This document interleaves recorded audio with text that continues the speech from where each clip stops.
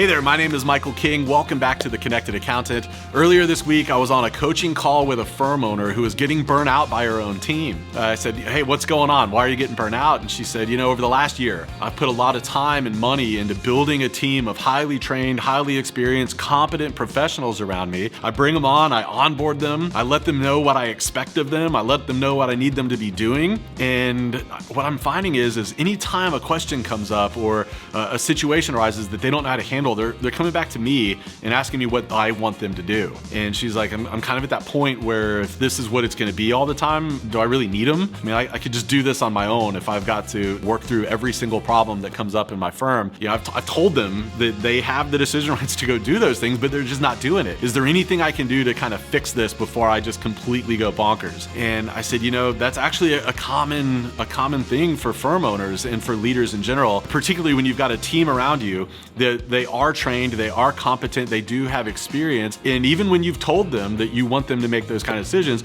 it's not uncommon for them to still come back and look for guidance. And the reason for that is they probably know different ways that situation or that problem could be addressed, but they're just unsure about it in the context of your firm. They're unsure about how you want those kinds of things to be handled.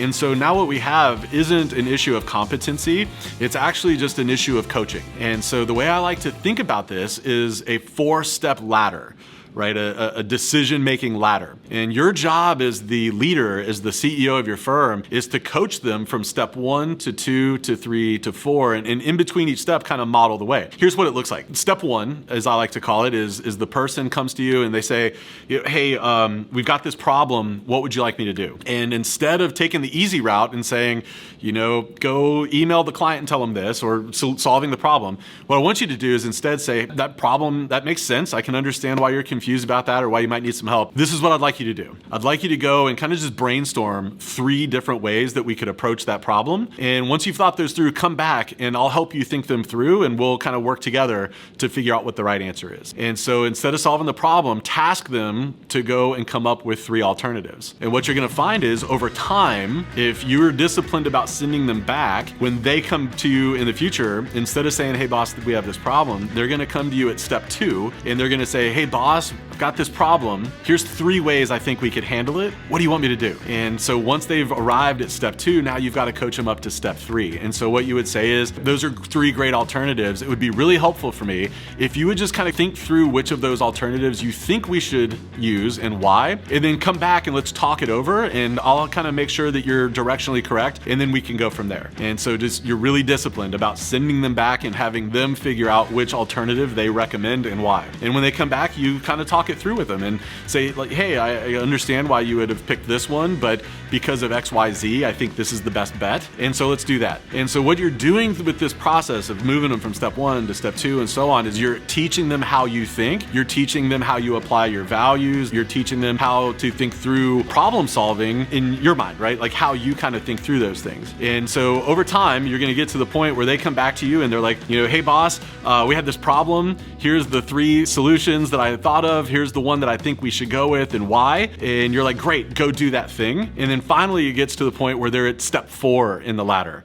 And that's where they come in, they're like, hey boss, I had this problem. This is what I did. I just wanted to give you a heads up, keep you in the loop. If you want me to do something different next time, just let me know, right? So you're coaching them from 1 to 2 to 3 to 4, and you really want them to get to the point that they're at step 4. Now, what'll happen sometimes, despite your best efforts to coach them from 1 to 4, is sometimes I see people topping out at 3. And it's like, no matter what I do, I can't get them to the point where they're like doing the thing and they're coming to me, they're like, here's the alternatives, here's what I picked, here's why. They're still asking me for more. And I would say that probably the majority of the time, the reason that happens is because as the business owner, as the leader, what we'll do sometimes is we will inadvertently take their decision-making rights away through our actions. And this is what I mean. Let's say that a billing question came up for a client and they said, hey, what I did is, I decided to knock $500 off of this person's invoice because of whatever reasons. Let me know if you want me to handle that differently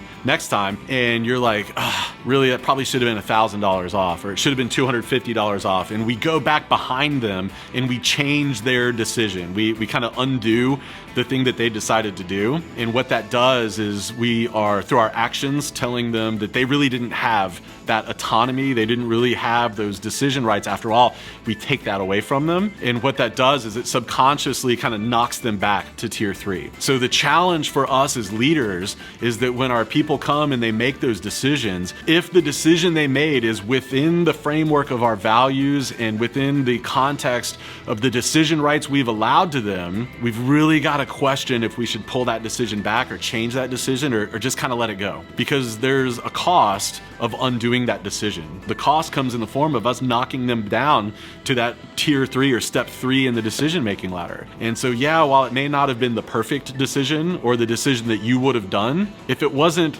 a bad decision or the wrong decision, sometimes we got to just let that be the decision so that we can empower our people and we can give them the autonomy to make those kind of decisions for themselves. Because at the end of the day, that's really what this is all about. It's really communicating to our people that they have the decision rights and they have the autonomy to make decisions. And so what we've got to do is really support that through our words and our actions. Look, if this was helpful, then you might also enjoy checking out my free newsletter, the 5-Minute Fractional CFO. Every single Friday, I deliver one actionable tip to your inbox that will help you start, scale, or optimize your fractional CFO services. If you'd like to check that out, go to www.theconnectedaccountant.com/blog. We will be sure to drop a link to that newsletter in the description below. In the meantime, I look forward to seeing you back right here next week. I will see you then, my friends. Take care.